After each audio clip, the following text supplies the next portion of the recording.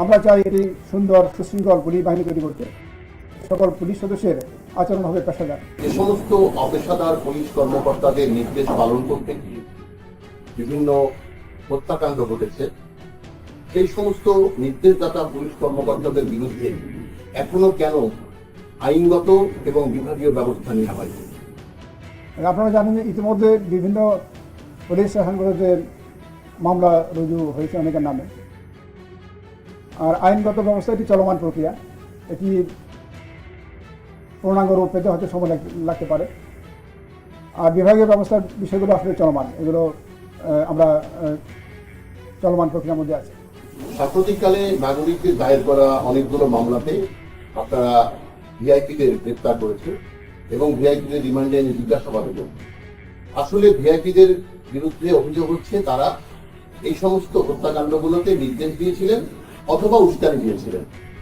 আপনারা এই ভিআইপিদের কাছ থেকে রিমান্ডে জিজ্ঞাসায় কি জানার চেষ্টা করছেন?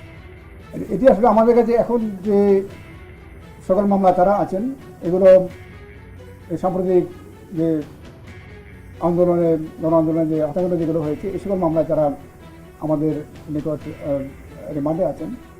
আমরা মূলত এই সকল বিষয়ে তাদের দিক থেকে বা ধরেন তারা বিভিন্নভাবে হয়তো কেউ অর্থ নিয়োগ করেছেন, কেউ হয়তো পরামর্শ দিয়েছেন, অনেকে আবার বিভিন্ন সময়ে বক্তৃতা বিবৃতি দিয়ে এটাকে উৎসাহিত করেছেন।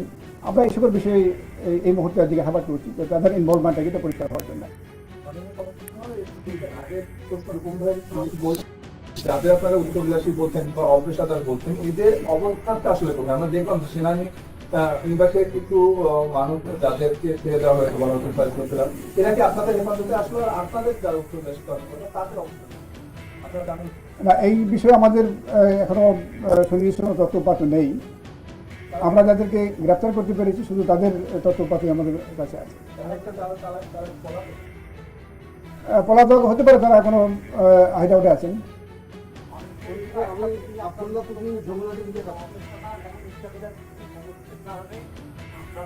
সিভিলিয়ান এবং পুলিশের ক্যাজুয়ালিটি হয়েছে। আমরা এর আগে বিভিন্ন বছরে বিভিন্ন সময় এই মিডিয়া সেন্টারে আমাদের সাংবাদিকরা প্রশ্ন করেছিলেন যে বিশেষ কয়েকটি জেলার লোকজনই বিএনপিতে যে গুরুত্বপূর্ণ পোস্টগুলো অকুপাই করে রেখেছিল এবং এই অকুপাই করে রাখা বিশেষ জেলার সদস্যরাই কি অপেশাদার এবং উচ্চাভিলাষী সদস্য কিনা। আপনার সময়ও এই ধরনের বিশেষ জেলার লোকজনের মধ্যে কবায়ন হবে বলে আপনার করতে পারেন না, এটি আমি আপনার সাথে একমত নই। আমরা চাই যে সকল পুলিশ বাহিনীর সাথে সবাই পেশাদারিত্বের সাথে কাজ করবে। কে কোন জেলা থেকে আসলো বা কোথেকে আসলো এটি আমাদের বিষয়। আমরা চাই এটি সুন্দর সুশৃঙ্খল পুলিশ বাহিনী তৈরি করতে। সকল পুলিশ সদস্যের আচরণ হবে পেশাদার। পুলিশের কাজ আপনারা জানেন আইন এবং বিধি দ্বারা নিয়ন্ত্রিত।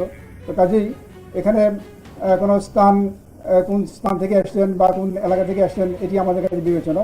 আমরা এটি সুন্দর পুলিশ বাহিনী গড়তে চাই যারা পেশাদারিত্বের সাথে দায়িত্ব পালন করবে।